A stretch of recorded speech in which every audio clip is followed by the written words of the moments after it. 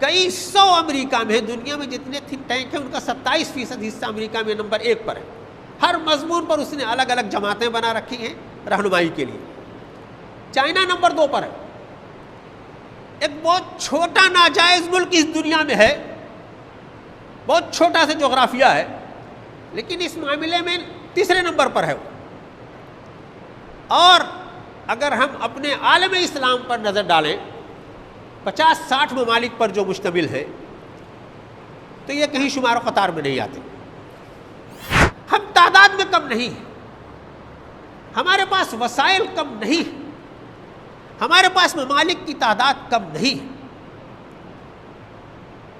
لیکن اب ہم اتنے کمزور ہو گئے ہیں، اتنا وہن ہمارے اندر پیدا ہو گیا ہے کہ ہم جو چاہے اس غریب کی گدڑی میں انگلی ڈال کر کے اس کی چادر کا سوراخ اور بڑا کریں، اسے کوئی پرواہ نہیں. ہم ممبر سے یہ بھلے دعویٰ کرتے رہیں کہ اسلام امن و شانتی کا مذہب ہے، لیکن انہوں نے منصوبہ بند طریقے سے یہ باور کروا دیا کہ یہ خونخوار مذہب ہے، یہ خون کا پیاسا مذہب ہے. اس اعتبار سے میرے مسلمان بھائیوں، اگر ہم لوگ اپنا اس اعتبار سے جائزہ لیں کہ ہم خود اپنے اقدام کے لیے، اپنی حفاظت کے لیے، اپنے مستقبل کے لیے ہم نے کیا منصوبہ بندی کی، ہمارے پاس منصوبہ بندی کرنے والے کتنے افراد ہیں، کتنے اہل علم ہیں، ہم اپنا دفاع بھی نہیں کر پا رہے ہیں. برے کام سے نہیں روک سکتے کہ وہ قانوناً جائز ہوگا، ہم جیل میں جائیں گے اگر ہم روکیں گے. ہم دعویٰ کرتے رہیں کہ امن و آشتی کا پیغام لانے والا یہ مذہب ہے، دنیا کو پہلی بار اس نے صحیح طور پر پرامن بنا کر کے دکھایا ہے. انہوں نے یہ ثابت کر کے رکھ دیا ہے اپنی منصوبہ بندی کے ذریعے کہ یہ سب سے زیادہ امن کا دشمن مذہب ہے.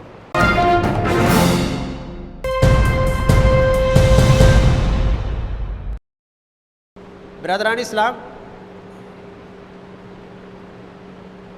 ہمارے علمی حلقوں میں ایک اصطلاح رائج ہے تھنک ٹینک کی.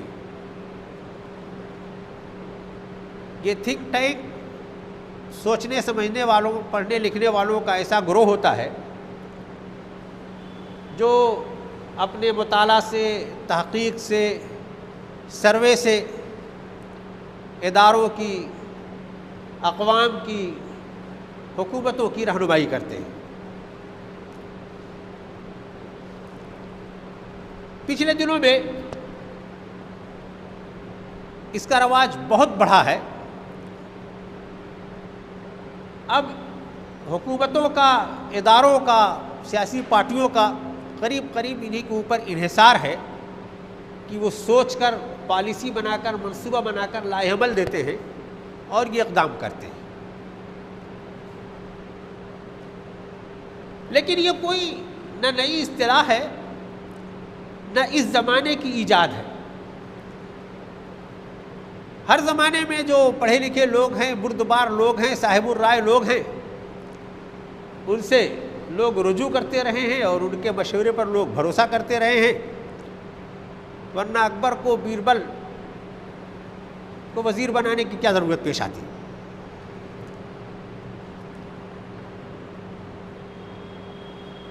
یہ سوچنے سمجھنے والا گروہ موجود ہو، ان سے رجوع کیا جائے، ان پر اعتماد کیا جائے، یہ اصول تو قرآن نے دیا ہے. سب سے پہلے اس نظریے پر عمل کر کے رسول پاک صلی اللہ علیہ وسلم نے دکھایا ہے. قرآن مجید میں بڑے واضح لفظوں میں کہا گیا، راسخون فی العلم جو لوگ ہیں، علم رسوخ رکھنے والے لوگ، وہ قابل بھروسہ لوگ ہیں.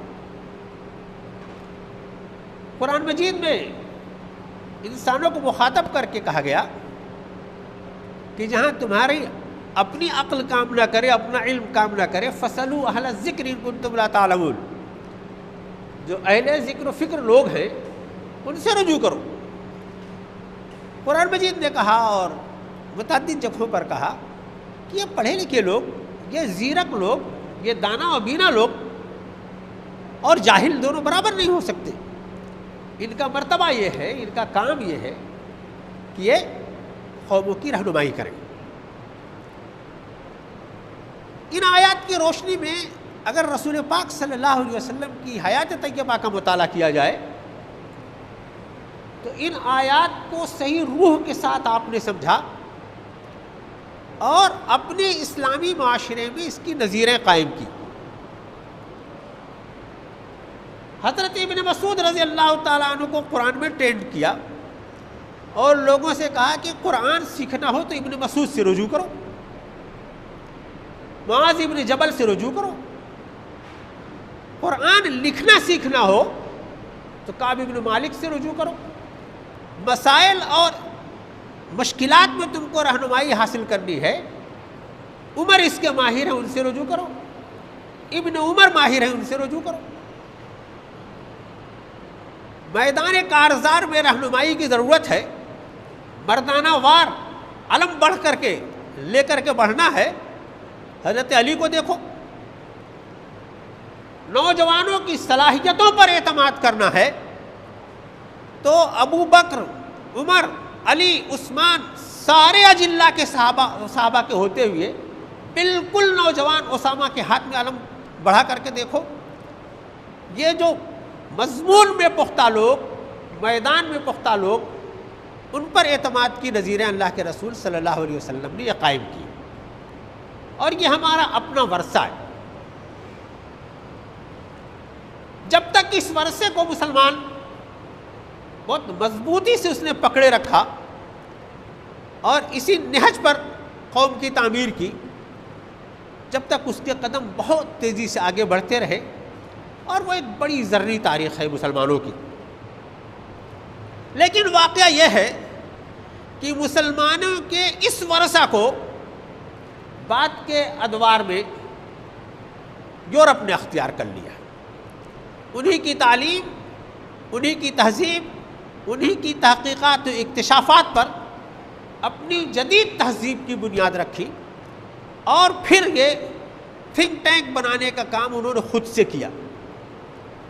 آج کے زمانے میں اگر آپ ایک سروے کوئی دیکھنا چاہیں، گوگل ایک مرتبہ کریں کہ کہاں کہاں تھنک ٹینک ہے، معلوم یہ ہوا کہ سب سے زیادہ کئی سو امریکہ میں، دنیا میں جتنے تھنک ٹینک ہیں ان کا 27% حصہ امریکہ میں نمبر 1 پر ہے. ہر مضمون پر اس نے الگ الگ جماعتیں بنا رکھی ہیں رہنمائی کے لیے. چائنا نمبر 2 پر ہے.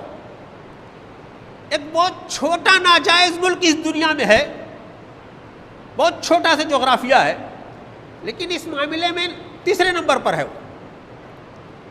اور اگر ہم اپنے عالم اسلام پر نظر ڈالیں، 50-60 ممالک پر جو مشتمل ہے، تو یہ کہیں شمار و قطار میں نہیں آتے.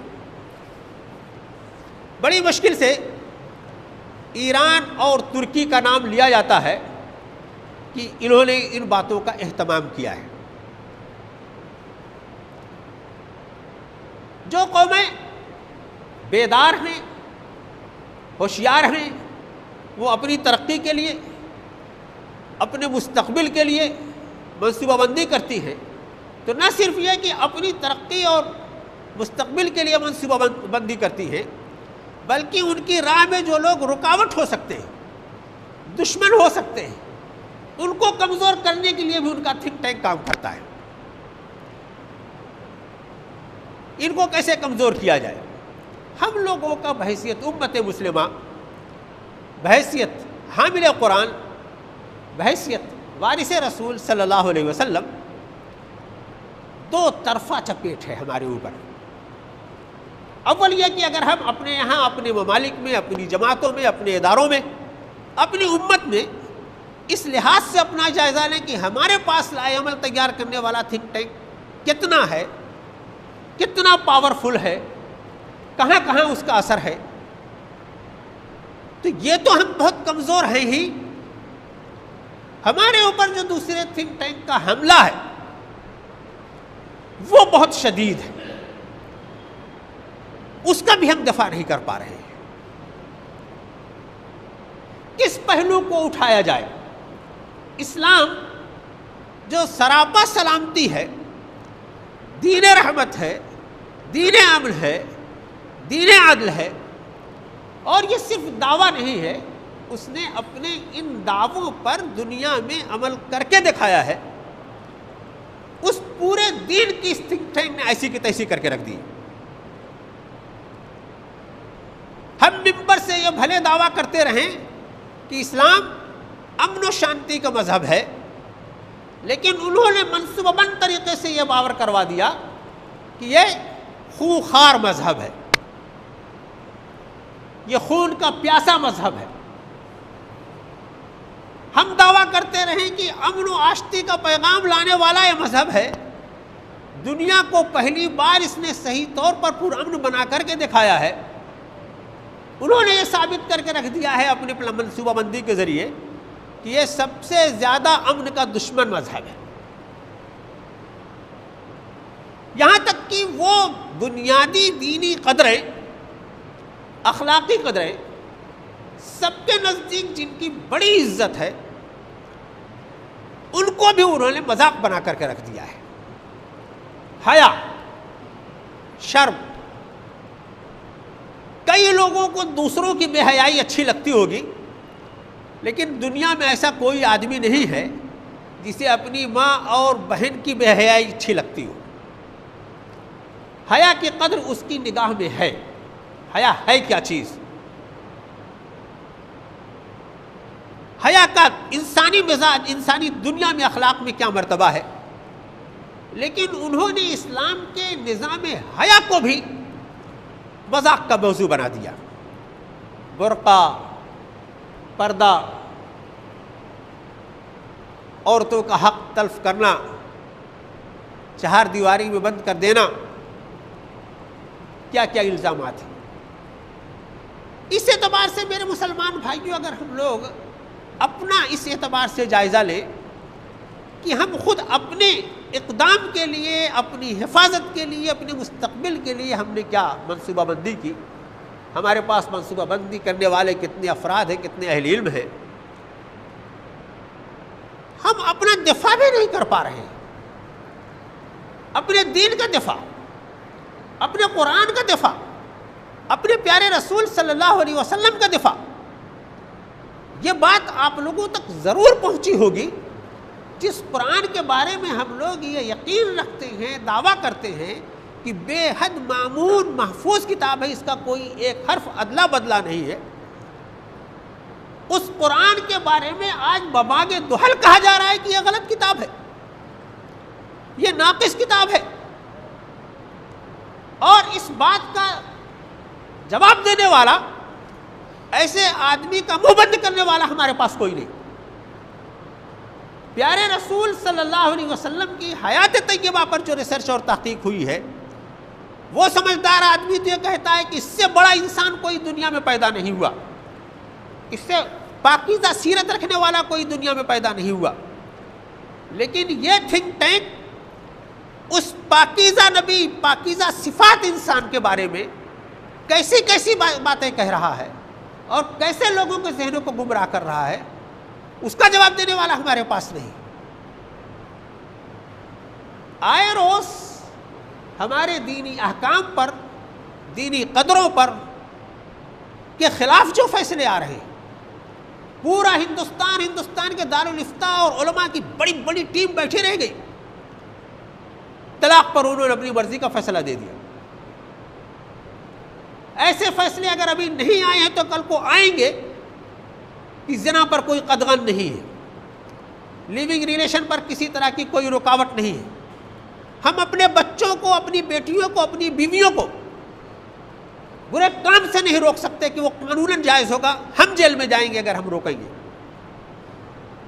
یہ ہونے جا رہا، اور اس کے باوجود اس صورتحال پر بھی جو کام، جو چیز ورثہ میں اللہ کے رسول صلی اللہ علیہ وسلم نے ہمیں دی تھی کہ ہمارے پاس اہل علم ہوں گے، راسخین فی العلم ہوں گے، غور و فکر کرنے والے لوگ ہوں گے، جو سمجھداری سے رائے ہموار کریں گے، ہمارے پاس ایسے فیصلہ ساز لوگ ہوں گے جو ان فیصلوں کو نافذ کریں گے۔ دین کا یہ عظیم تصور ہوگا، دین کا یہ ہمہ جہت نظام ہوگا اور اس کی وجہ سے دنیا میں خیر کا بول بالا ہوگا۔ ہم نے دین کو انہی کے مرضی کے مطابق مسجد اور گھر تک محصور کر دیا، نکاح اور وفات کی رسموں تک محصور کر دیا۔ دین ہماری پوری زندگیوں میں لاگو ہو، دین ہمارے پورے معاشرے میں لاگو ہو، دین کا عمل دخل ہماری 24 گھنٹے کی زندگی میں ہو، انہوں نے خارج کیا اور ہم نے نکال دیا۔ ہم بھی اب اس کے ساتھ چلنے والے نہیں ہیں۔ تو میرے بھائیوں، ہم نے یہ بہت قیمتی ورثہ کھویا ہے۔ یہ کوئی معمولی خسارہ نہیں ہے۔